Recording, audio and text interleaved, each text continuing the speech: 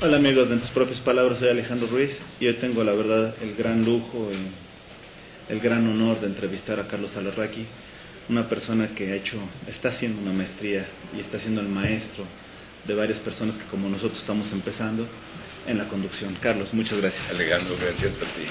Carlos, nuevamente, entras a tu oficina y ves crear y crecer. Sin embargo, ¿de dónde surge Carlos Alarraqui? A reserva de que tienes tu libro, sí. ¿Cuál es la crianza de Carlos Alarraqui? Alarraqui? La crianza de Carlos Alarraqui es que es hijo de un director de cine.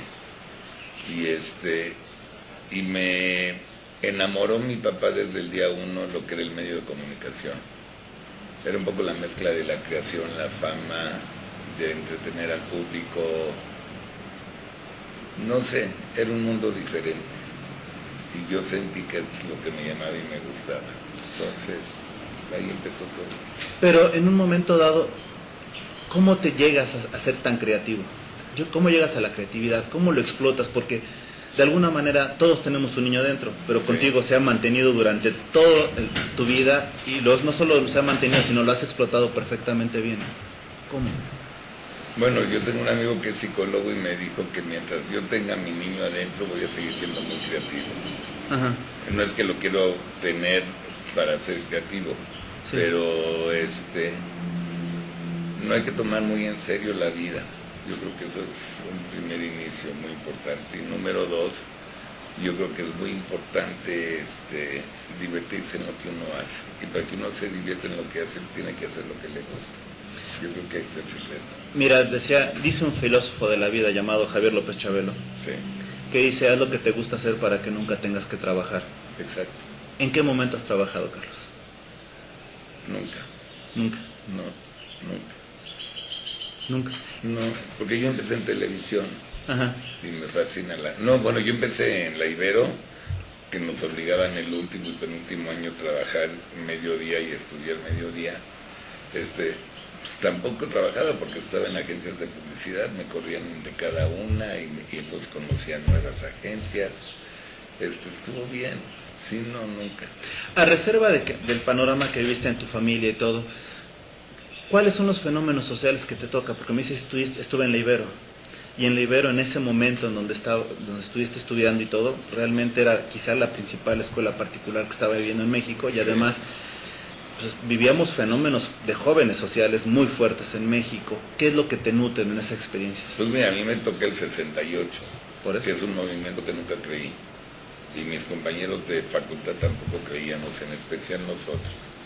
Veíamos que había mucho borrego estudiante, que se dejaban engañar por los González Pedreros y compañías para los intereses de ellos, no para nosotros.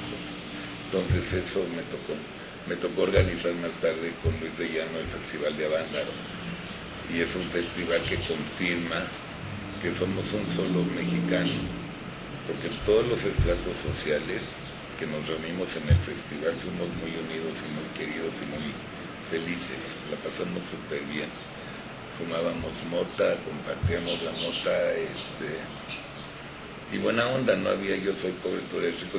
A mí me tocó dirigir cámaras, pues, con Pepe Ampris, yo trabajaba ahí en Telesistema Mexicano, Luis de Llano Jr. era mi jefe, pero todos éramos brothers, y fue así como que casi una esencia del concepto que yo le dije a Gary, mi hijo, para nosotros los nobles, que no haya ganadores ni perdedores en la película. Regresando un poquito, de alguna manera, estar en la Ibero en esos momentos, si no era propiamente ser fresa, si era tener otra clase social distinta a la que era el común denominador, ¿no? Sí. Tú llegas a esa escuela fresa, de alguna manera por tu formación, por lo que tú gustes y mandes, porque tenías más recursos que otros, etcétera. La UNAM era una escuela importante, pero ya cada día era más popular, igual que el Politécnico. En ese momento, tú, antes del movimiento del 68, ¿cómo sientes la diferencia entre los estudiantes? Bueno, yo te aclaro, yo estudié en Estados Unidos. Yo entré a la Ibero porque Dios quiso que entré a la Ibero. Yo termino mi high school en Estados Unidos, en una escuela militar, por bien portado. Iba a ser universidad en Estados Unidos. Yo ya estaba aceptado en Texas Tech, en TCU, Texas Christian University. Ahí iba a ser mi carrera de comunicación. Se da que termino mi graduación de high school, mi papi vive en España me voy a saludarlo de mi graduación, esté enlazado con un programa de televisión que él dirige, 13 programas sobre Madrid, que se llamaba Nuestra Ciudad, y me quedo con él de asistente de dirección. Ya pierdo la entrada a la universidad. Coincide que al acabar mi abuelo se muere, el papá de mi papá. Venimos de Madrid a México. Mi mamá y mi papá dicen, no va a estar de huevo en un semestre, entonces en México. Y era la Ibero. La Ibero me aceptó porque era la única que tenía la carrera de Ciencias y Técnicas de la Información. Yo era 7ª generación. Y yo pude entrar a esa universidad renunciando a mi título universitario porque tenía diploma de high school. Que al final me valía gorros a mí porque lo que yo quería era aprender la carrera. Imagínate, ser licenciado en CTI valía gorro. Entonces yo le dije al padre Gallá, que en paz descanse, le dije, yo lo único que quiero es aprender. Y así entré.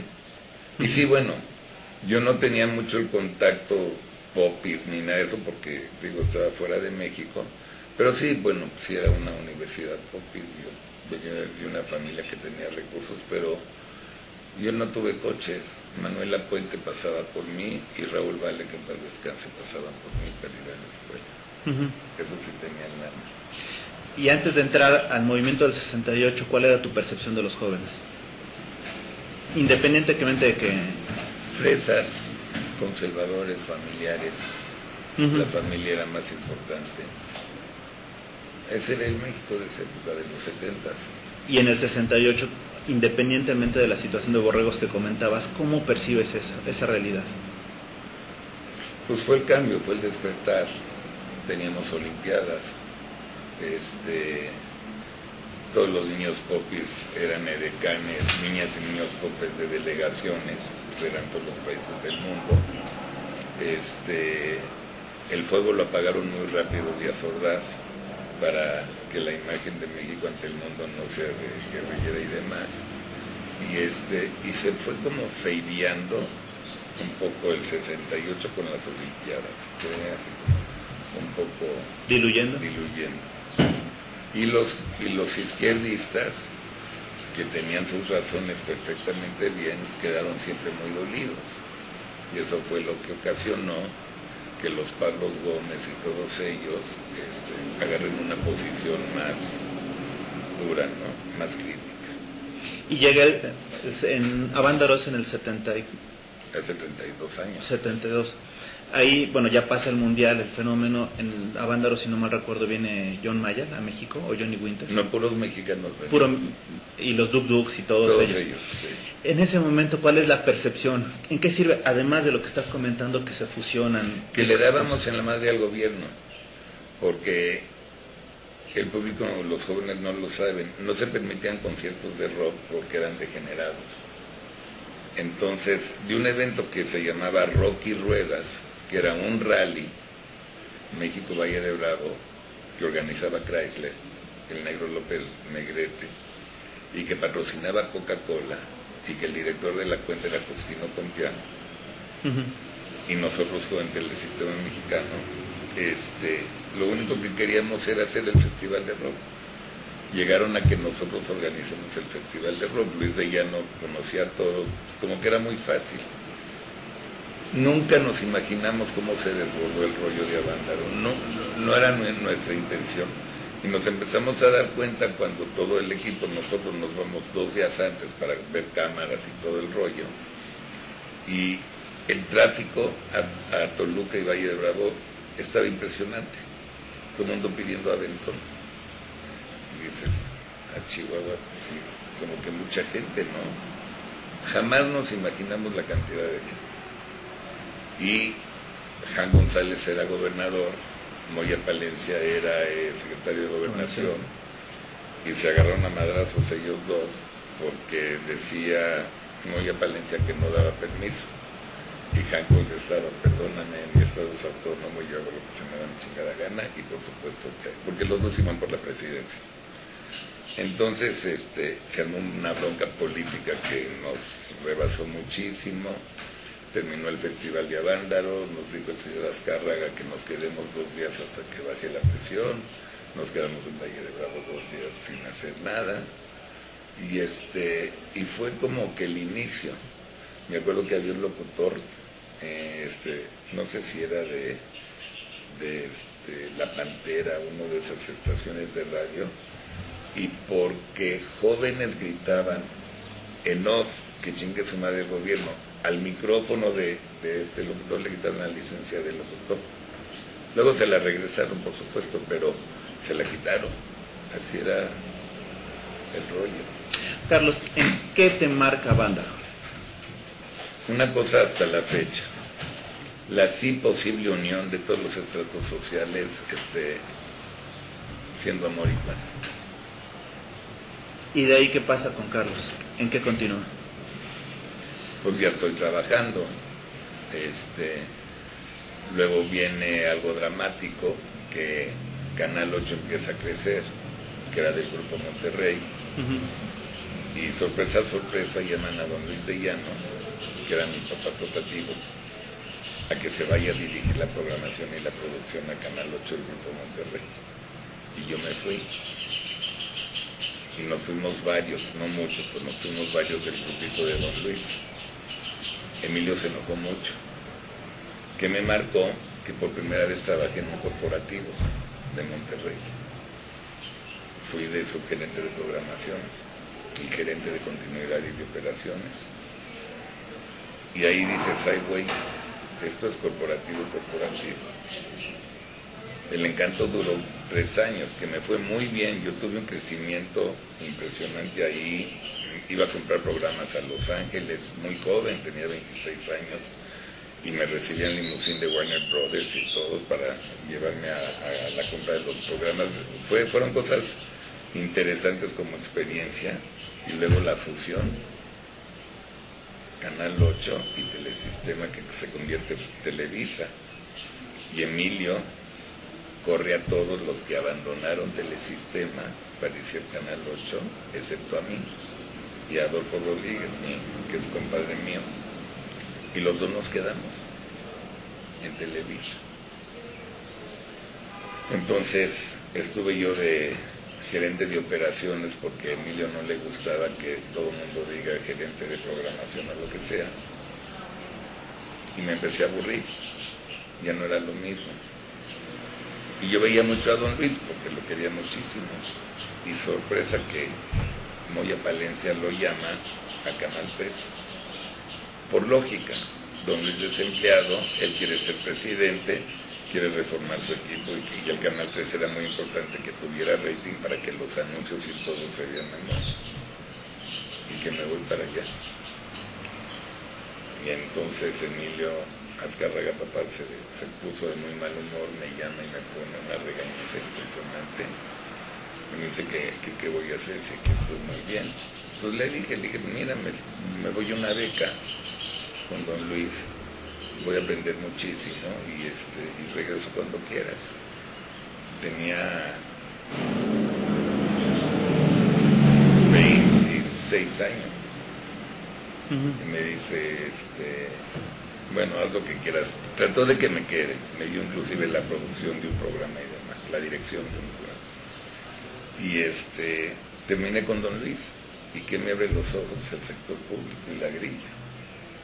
Otro mundo que no conozco en lo más mínimo, y estuve 4 años y medio, 5 en Canal. Entonces me tocó cambio de presidente, las expectativas de todos los grupos de que si queda fulanito voy a quedar bien, si queda menganito no voy a quedar bien, y esas angustias, que sobre todo yo ya estaba casado, ya llevaba como 1 año de casado, y gran aprendizaje la grilla.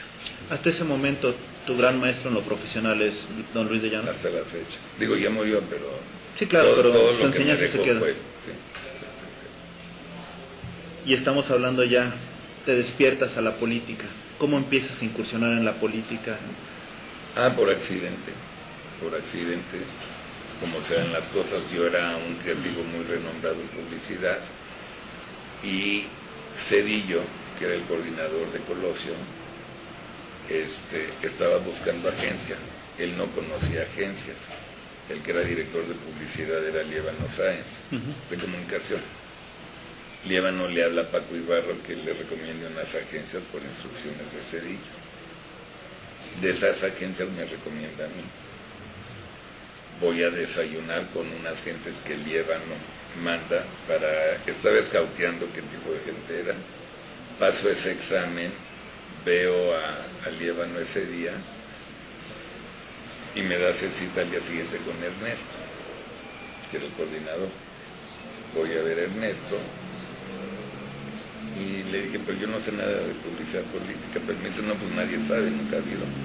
Dije, pero tengo un asesor que me enseñó a mí marketing político, un colombiano, ecuatoriano, Roberto Chavarría, que me puede dar un curso. Dile que el que venga lo quiero conocer esta semana. Le hablo, me manda al carajo, me dice, estás loco, es un perder el tiempo. Le dije, bueno, hazlo por mí, no seas mula. Viene, gran junta, y en el elevador Zedillo nos dice, bueno, van a concursar.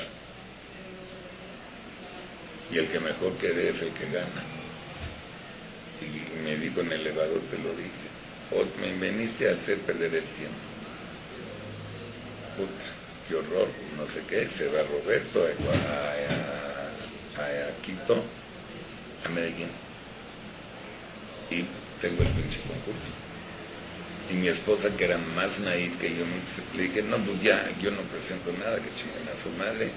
Me dice, Cintia, no seas tonto, Zedillo va a quedar de secretario de Hacienda, él no se le olvidan esas cosas, te va a meter a auditoría y te va a meter a la cárcel. Dije, ay, güey, sí tienes razón. Y entonces presento una campaña buena, pero no creas que me despeine el pelo.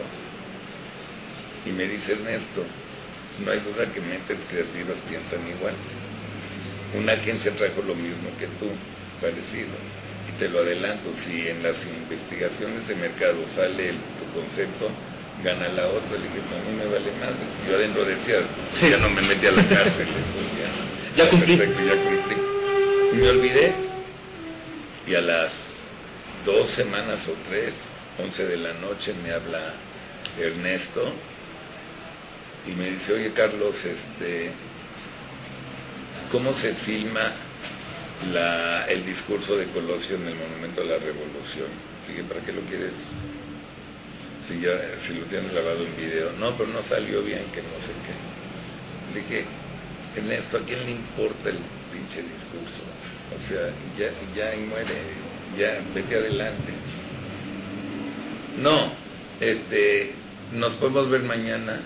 Sí, claro. Me dice, espérame, ¿puedes recibir a Fernando Solís Cámara hoy en la noche? Sí, lo puedo recibir. Y me bajo de mi casa a la oficina, le llevo un sándwich y me dice el coordinador que había esto. Y me enseña unos comerciales malísimos con ese tema, que lo había hecho una agencia, y le digo, ya entendí, quedé en segundo lugar. Me dice, no, quedaste en tercero. De 3, ¿no? Sí. Le dije, ok.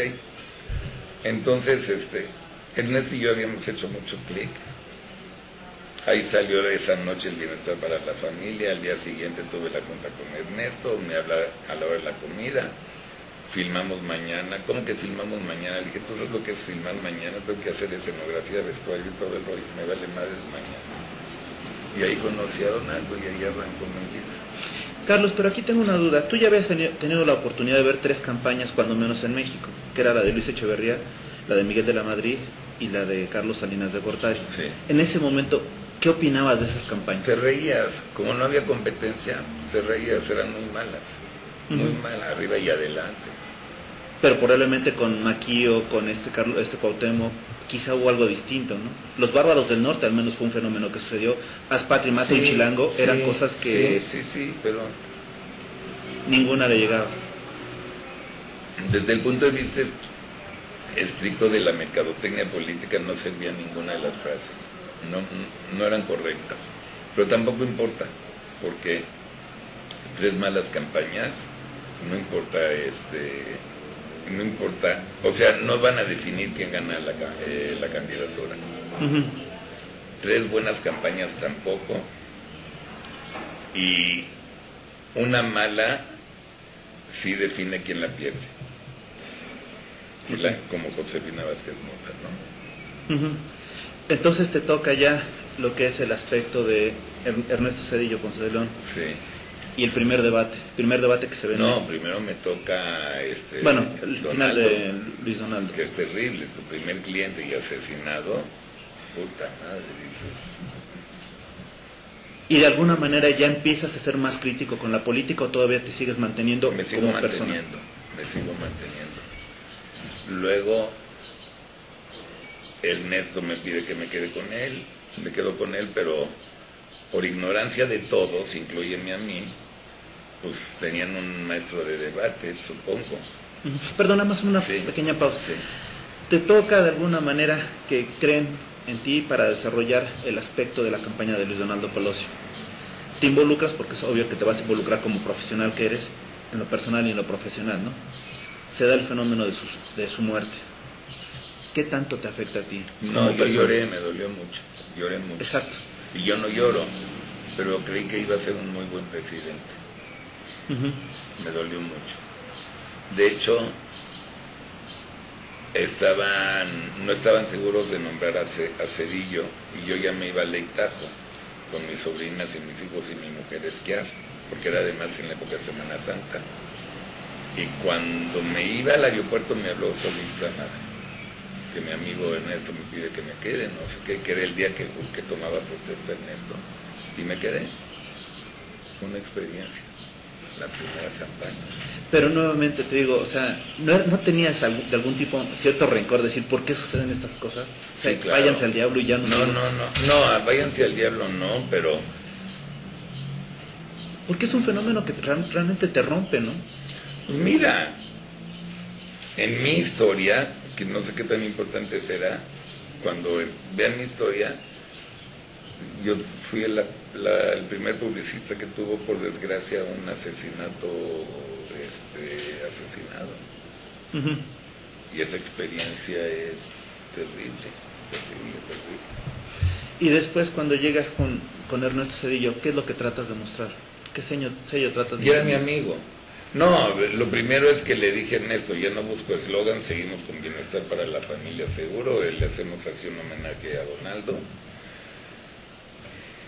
Me dijo que sí, y fue el aprendizaje, porque mandaron asesores, los asesores me criticaban y querían ser mis jefes, y yo no me dejaba, hubo un momento que iba a mandarlos a la chingada, pero luego Ernesto, pensaba en Ernesto y le decía, bueno, Ernesto no tiene la culpa de esto, por Ernesto no lo hago. Luego gana la campaña y luego te das cuenta cómo te mandan al carajo, ya no te fuman, entra el círculo rojo. Yo creí que creí que iba a ser el responsable de tomarle la foto oficial, ya no contaba para nada, yo ya no existía.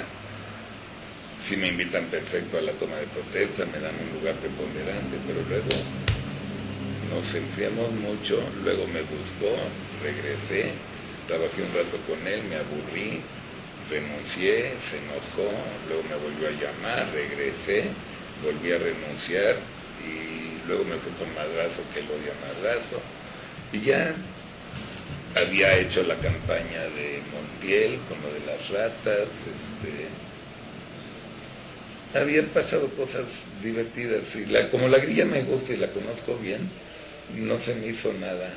Sí, sigues participando de la política, pero sin manifestarte como crítico de la política. No. Ahorita sí que escribo en el periódico, sí, ¿no? Y en tu canal. Y en mi canal, pero... Bueno, tu programa no más que en el canal. Pero al final de cuentas me queda claro que no soy periodista, sino publicista. Y en el caso concreto, por ejemplo, de Salinas, cuando llega el problema de diciembre y la publicidad negativa para Salinas.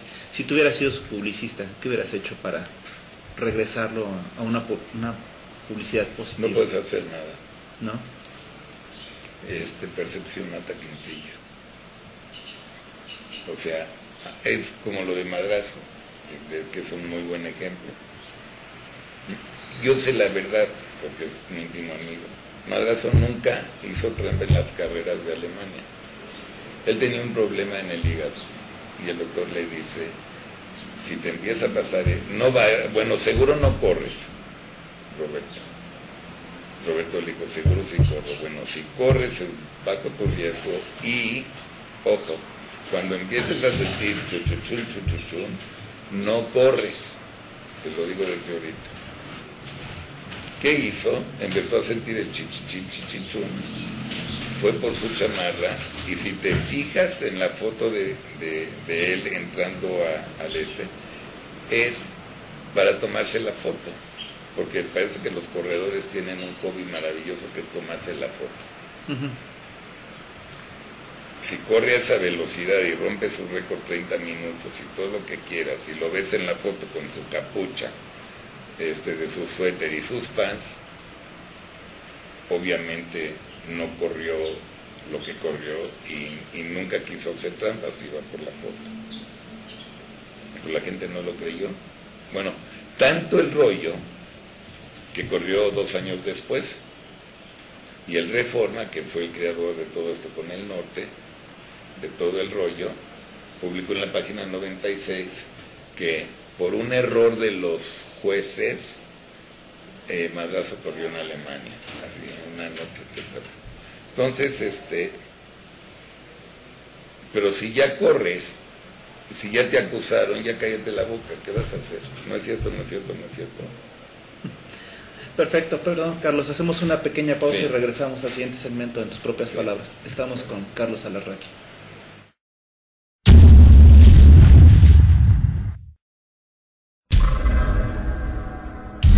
Regresamos, amigos, de tus propias palabras. Estamos aquí con el maestro Carlos Alarraqui. Carlos, de alguna manera, ¿cómo viste la campaña de Fox? Porque hubo campaña, no hubo campaña, era así le resultó. ¿Qué sucede con Fox? Fox es un tipazo, es un publicista nato, es muy inteligente y aprovechó sus oportunidades. En publicidad política hay un axioma, el que la elección se gana por movimiento territorial, no se gana por publicidad. Y un buen anuncio jamás va a hacer ganar la campaña. Un mal anuncio sí ayuda a perderla. Y Vicente lo que hizo fue que se subió a una cresta de hartazgo de los indecisos y ya no querían votar por el PRI. Y quisieron intentar y darle una oportunidad a Vicente. Y yo creo que él hizo las cosas muy bien, el hoy, el debate, todo eso fue buenísimo. Y le fue bien, le fue bien. Ganó, pero de repente el fenómeno Marta es parte de publicidad, porque muchos no se explican de alguna manera cómo llega una persona como Fox y de repente se va diluyendo en la figura de Marta. Muchos decían, bueno, es inteligente, porque al final ya no van a hablar de él, sino de ella. ¿O en qué situación? ¿O qué pasa realmente? Yo no creo, yo creo que yo los conozco bien, me caen bien, inclusive son amigos. Yo creo que es un hecho de que Vicente sí está enamorado de Marta y Marta de Vicente, o sea, me queda clarísimo. Y hacen una pareja que se entienden ellos como tú y tu mujer y yo con la mía. No, yo creo, me lo dijo un día Manlio, cenando, comiendo Manlio y yo en el pie de cuchón, me dice, mira, yo no sé qué tan malo dicen de Fox, pero nos quitó los 1,000 millones de pesos a nosotros. No dejó que gane López Obrador y dejó al país con la mejor economía de la historia. Así que me digas, qué mal presidente, tampoco estoy tan seguro. ¿Y la libertad de expresión? ¿Cómo la sientes? La de él maravillosa, la de Calderón no, pero la de Vicente sí. Sí, mucho. Y ahora sí vamos con, ¿qué pasa con Calderón? Calderón quiso ser el opuesto, los 180 grados de Vicente. Entonces, los dos de comunicación social eran los que mandaban en Los Pinos y le decían a todas las secretarías y descentralizadas, yo te voy a hacer el anuncio, tú no opinas, para tener todo el control. Y yo creo que en comunicación la regaron durísimo, porque al final lo único que tenían eran muchísimos anuncios y uno más malo que el otro, y la mitad pudieran ser priistas de los viejos tiempos. O sea, mala estrategia. ¿Y cómo sientes en ese momento, durante los 6 años de Calderón, la libertad de prensa? No me refiero solo a Los Pinos, sino a nivel general. Bien, bien, bien. No, ya no dejamos que nadie nos gane esto. Esto que está logrado ya no. Ya no. Y obviamente, ¿sigues participando en alguna campaña después? No, yo desde la de Madrazo ya nadie me llamó. Beatriz Paredes me pidió que la ayude en Cuernavaca con Martínez Garrigós. Se la quitamos al PAN. Y ahorita estoy haciendo la de Oaxaca, donde la presidencia municipal iba muy bien, pero hasta ahí. ¿Y qué pasa con cómo viste las campañas, el debate, los debates con Peña Nieto, con Josefina y todo? ¿Qué aprendiste de ahí, si es que hay algo que hay que aprender? Es que yo aprendí lo que es un debate, y estos son la antítesis de lo que hicieron. No, lo único que no hicieron fue debate. Fueron campeonatos mundiales de yo. Y a nosotros nos dejaron a un lado. Nunca hablaron para nuestro beneficio. Y del debate lo más interesante fue la chavita chichona, que estaba más buena que el pan dulce. Eso es algo que me llama mucho la atención. Obviamente eso fue planeado. No creo. No. Te doy mi palabra de honor que no creo. ¿Y por qué no crees, perdón, cuando fue lo que más llama la atención? Es lo que nos acordamos los mexicanos. Porque si tú que estás en este medio le dicen a una casa productora X, tú pones las cámaras, el IFE te llama y te dice poner las cámaras, consigue una edecán que ponga esta, tú se la das a la vestuarista, bueno, pues ponle a la edecán un vestido mono y ya, o sea, como estamos en show business. Le ponen el vestido y dicen, mira, se ve muy guapa, con el punto de vista del productor, que no tiene por qué tener criterio político.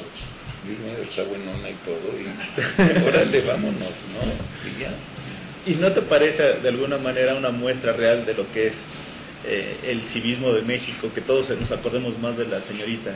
Aunque la niña hubiera sido de Perú, en Perú, o en Washington, hubiera pasado lo mismo. Nadie se acuerda de nada en los debates. Nadie.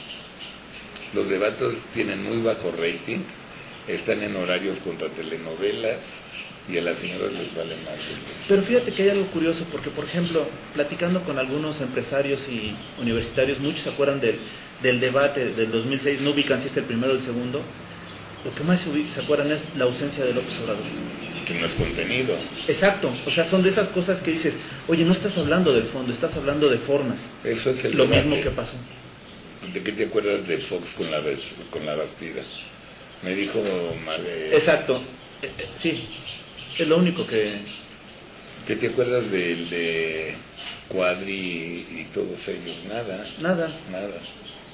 Yo preparé a madrazo en el segundo debate contra Calderón y López Obrador y ellos, no me acuerdo de nada. Sí, pues sí. Oye, Carlos, y algo que también me llama mucho la atención, después ya te conviertes en crítico de elecciones, de los movimientos políticos, de las personas políticas y de los fenómenos políticos. De alguna manera, tú empiezas a ubicar a la gente y eres de los pocos periodistas que habla en contra de un fenómeno social que se estaba dando y de un partido político, bueno, más que un partido político, de una persona, en este caso de lo que era Andrés Manuel López Obrador. Eres de los pocos que realmente toma y dice, ¿sabes qué? Lo que está sucediendo es esto, y es lo que no me parece y es lo que sí me parece. ¿No te dio de alguna manera cierto miedo? Porque muchos periodistas estaban apanicados por el fenómeno social, que decían, oye, yo hago algo y... Es que yo parto de los hechos, yo no miento, yo nunca he criticado a nadie en mi vida, de toda mi historia, si no es con los hechos.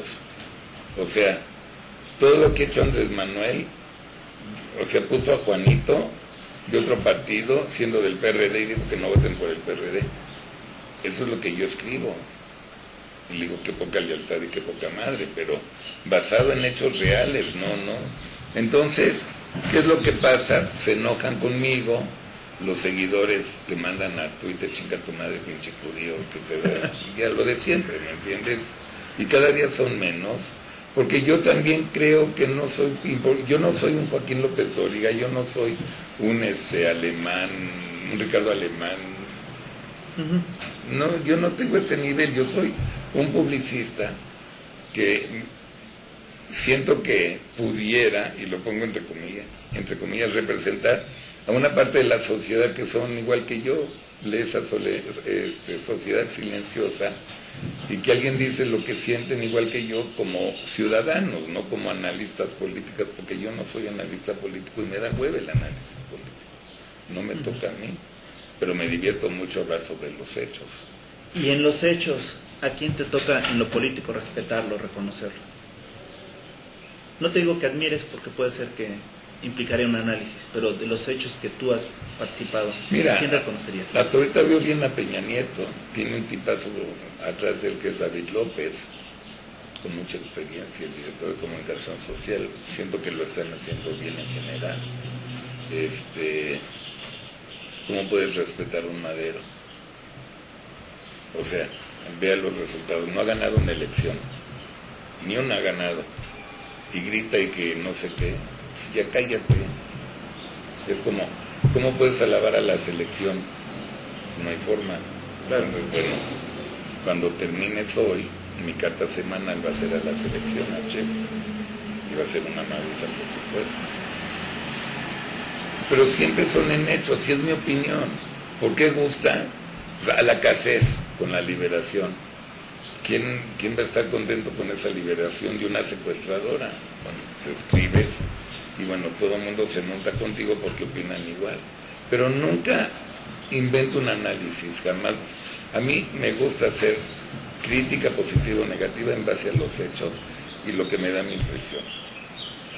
En base a los hechos, si ahorita te dijeran, tienes que, ahora sí que hablar y hablar bien de México, tienes que reposicionar México, porque es increíble, en Latinoamérica, Centroamérica, entre otras partes, les da miedo ya venir a México. ¿Cómo reposicionarías a México? Y pues eso es muy fácil. Con unas buenas campañas de comunicación. Agarras un concepto rector y sobre ese concepto rector bajas toda tu comunicación. No puedes gastar televisión en todos los medios, tienes que escoger mercados, o sea, Perú, con todo el cariño que le podemos tener, vienen 10 peruanos al año, entonces qué tan importante es hacer publicidad para que vengan un porcentaje chiquitito. De Texas vienen más que de Wisconsin, California más que de Utah, entonces esos mercados hay que concentrar, y no solamente en publicidad, sino hay que hacer relaciones públicas, prensas, todo, hay que hacer muchas cosas. En un momento dado, hay frases que llaman la atención. La semana pasada Fox declaraba que si fuera legal producir marihuana lo produciría. Ese tipo de frases se quedan. Sí. ¿Hay algunas otras frases que pudiéramos posicionar de México en el mundo? Ahorita no me vienen a la mente, pero Vicente es un genio. Insisto que es un genio, porque lo dijo de corazón. O sea, si fuera legal te apostaría lo que quieras, que él plantaría moto. Lo que quieras. No mintió. ¿Qué pasa? Que no piensa en las gentes, en los soldados que han muerto combatiendo las drogas, y él era el jefe supremo de todos ellos. Es lo que Vicente no hace, que se le olvida que fue presidente. Y otra de las cosas que me llamó mucho la atención, ¿cómo se da el hecho de que llegues a los medios, pero ya participando en la conducción? Por accidente también. Estoy desayunando en el restaurante del Lago con un cliente una mañana. ¿Cuál es esa mañana? Cuando ya prácticamente estamos a 2 semanas de sacar la programación del canal 40, que se la quitaron a Ciro y a Javier, se me olvidó el apellido. Sí, Valle.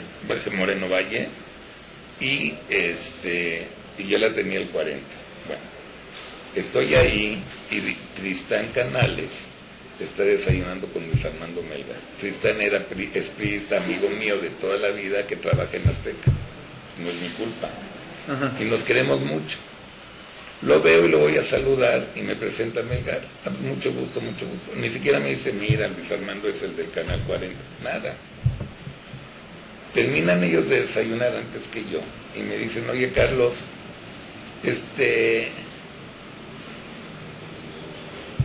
mucho gusto, Melgar va a ser el director del 40. Qué buen pedo, denme la publicidad, que no sé qué, bueno, que Esa tarde me habla Tristán, ¿puedes venir mañana a una junta en la tarde?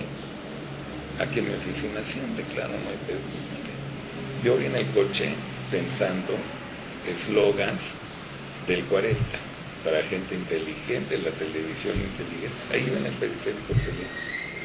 Y me empieza a platicar cuando llego con Luis Armando y con Tristán, me empiezan a decir cómo va a ser la programación, que no sé qué, medio cultural, diferente, que vamos a buscar gente que no ha visto tele, que ya no ve tele, que es el público que cree. Ah, qué bueno.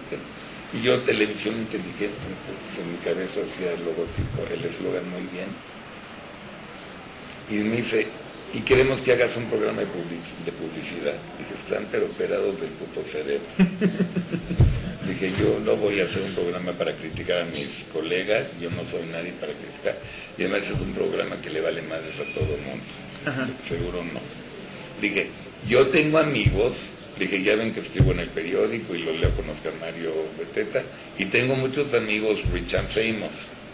Yo creo que a lo mejor puedo hacer un programa de rich and famous para que la gente aprenda cómo se hacen ricos y famosos. Ah, pues habla lo que quieras, me dice, tú eres un gran escucha, ¿sabes platicar? Yo creo que sí. Dije, dame 2 días. Cabrón, yo venía por la publicidad, como el anuncio del hilachero que papá, ¿no? Ajá. Y entonces analizo con mi mujer, que ella qué opina, con mis hijos, que ya los dos estaban casados, y qué decía mi conciencia. Dije, sería padre, es como una reinvención. Y les hablo y le digo que sí. Y de repente le digo a mi amigo José Rubinstein, que escribe editoriales en el Excelsior, dije, vente conmigo de productor y créame los perfiles de los que vamos a entrevistar.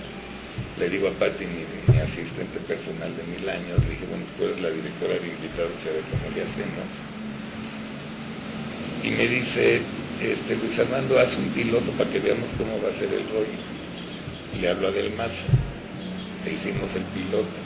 Y salió bastante bien, con mis nervios y miedos y todo el rollo. Y así arrancó, jurando yo que el programa iba a durar 13 semanas y me iban a agarrar a patadas y me iban a correr. Y ya llevamos 7 años y medio. Fíjate, Carlos, que lo decía fuera de cámaras, pero yo creo que ahora sí que honor a quien honor merece. Cuando hablamos de esta entrevista con la producción, varios colegas míos, de los 35 que somos en el canal, nos estábamos peleando por alguna manera participar en esta entrevista. Y la razón era muy sencilla. Quizá no te has percatado, pero tú has creado un diálogo intimista que en eso no se veía. Has mencionado televisión inteligente. Y es que realmente cada día son menos las ofertas inteligentes que hay en la televisión abierta. Y el hecho de platicar con una persona que tiene inteligencia realmente era algo que a nosotros nos interesaba muchísimo, ¿no?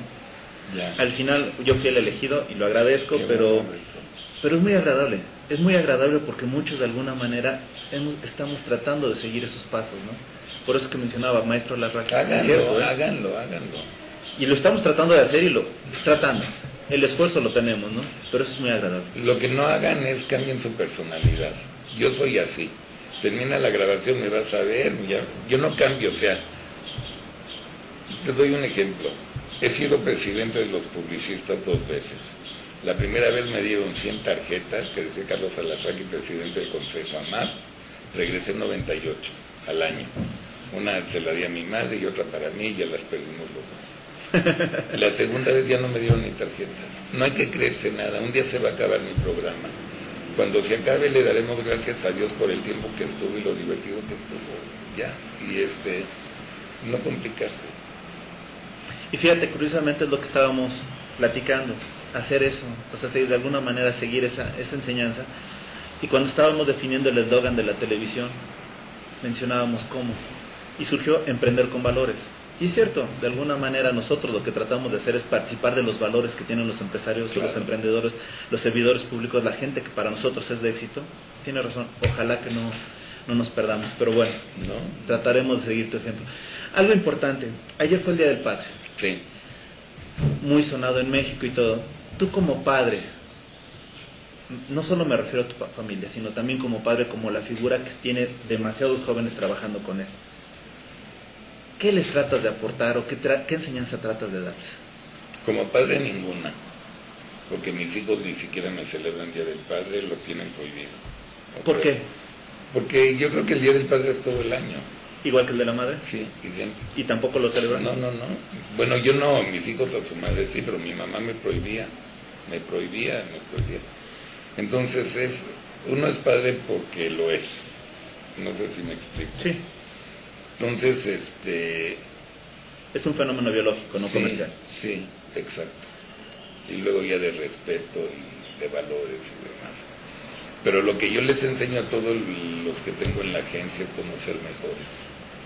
Les habla ya la voz de la experiencia, cuando se enfrentan con clientes que no les aceptan una campaña que se pueden esperar. Les adelanto muchas cosas de los que va a pasar y cómo pueden ser más éticos, eso es muy importante, cómo son más valores y qué principios deben tener, eso lo hago mucho. ¿Es distinta la ética empresarial que la política? 100%, en política no hay ética. ¿Y entre los empresarios? Entre los empresarios no estoy seguro. Entre el empresario y su consumidor, sí. Si agarras a cada empresario, sí. Si los juntas y que se pongan de acuerdo, no sé. En publicidad, sí.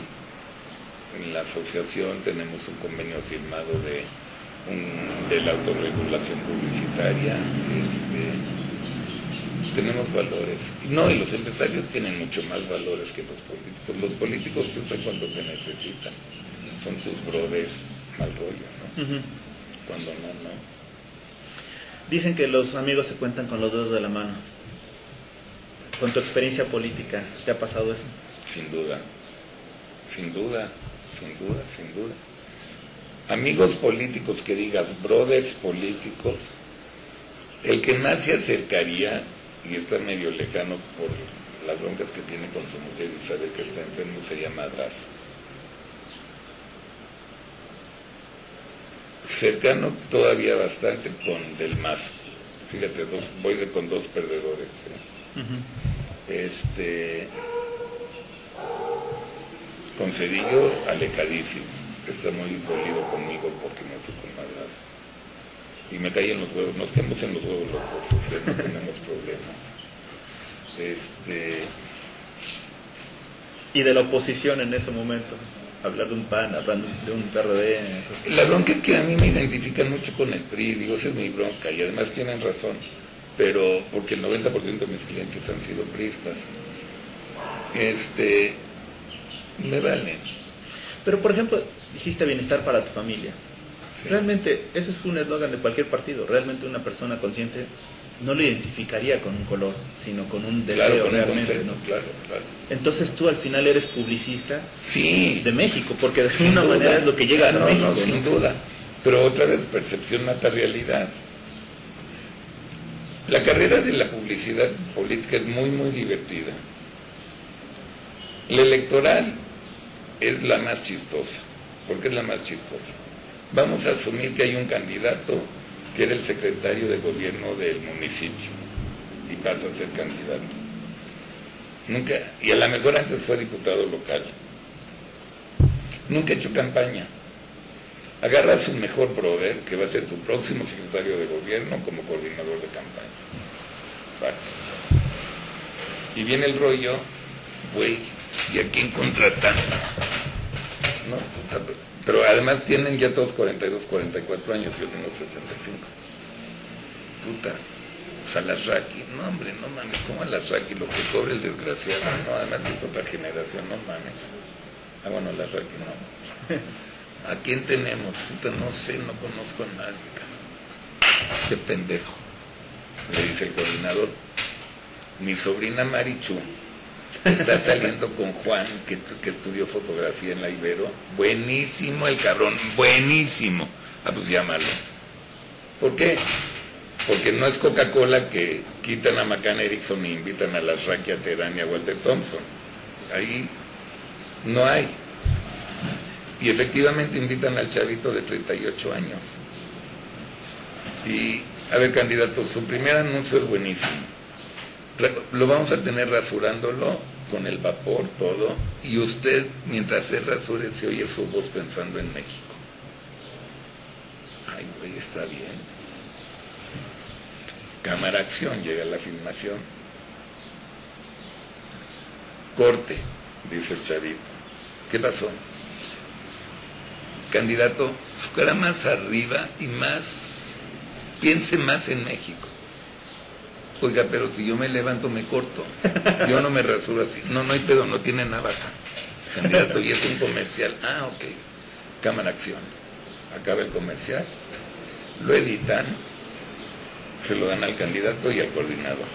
El candidato llega con la mujer que probablemente estudió filosofía y letras o cocina, y le dice, ¿qué te parece, mi amor?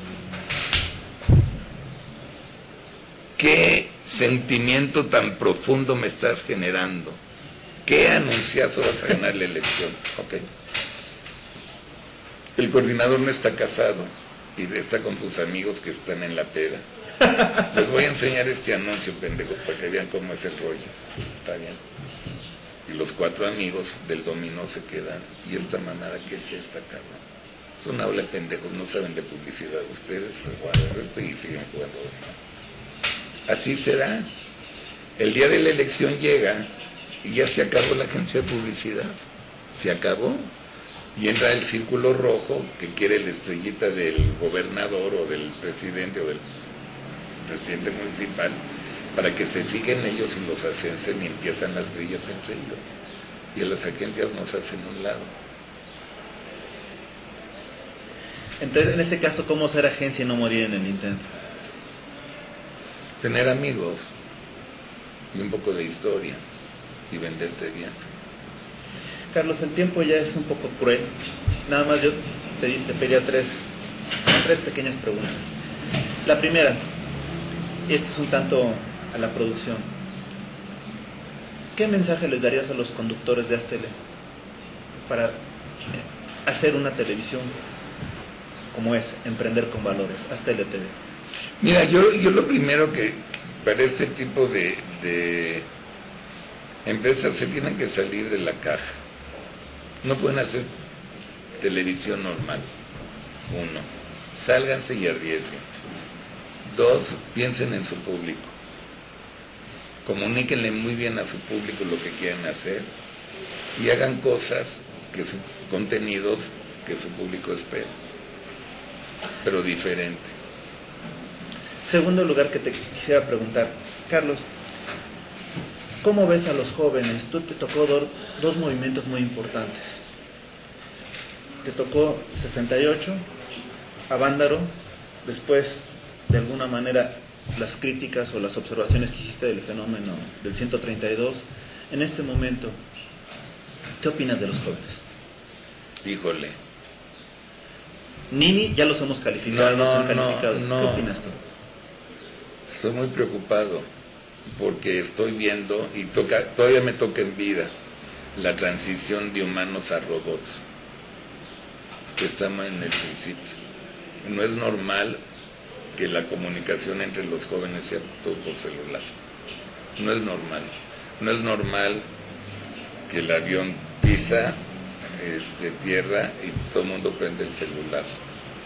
No es normal para mí, que me enseñaron a dialogar y a platicar, y que es la única forma que te puedes ligar a una chava, y etcétera, etcétera, etcétera. Veo a los chavos de 12 años, no digo los de 20, sino de los de 12 y 11 y 10, todo el día. Entonces se están deshumanizando para mecanizarse.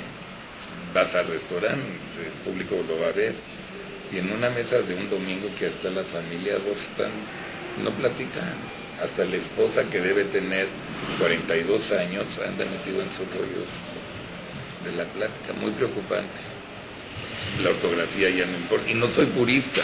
No, desde luego. Pero en lugar de Q, ponen K, te ponen qué bueno para ahorrar palabras. Cuando se puede hablar por teléfono, ¿qué vas a hacer en la tarde? Vamos al cine, vamos y cuelgas, ¿no? Fíjate que en el 98 tuve la oportunidad de ir al Congreso de la Unión para ver unas cosas de, en ese momento, meter a estudiantes míos a lo que era hacer servicio social. Y justo cuando llegué a la oficina de servicio social decía, se requieren pasantes que sepan leer y escribir. En ese momento me ofendió. Hoy, 14 años después, o 15 años, o sea, la verdad, claro, yo creo que debe ser, se requieren licenciados que sepan leer y escribir. Claro. Está terrible. Y finalmente, Carlos Alarraqui, en tus propias palabras, ¿quién eres? Soy un comunicador, seguro, enamorado de la síntesis y la creatividad, segurísimo, que vino a México a ayudar a su país en lo que pueda, para que su país sea mejor. Muchas gracias, A ti. Carlos. Gracias. Esto ha sido en tus propias palabras con el maestro Carlos Alarraqui. Soy Alejandro Ruiz y me despido. Gracias.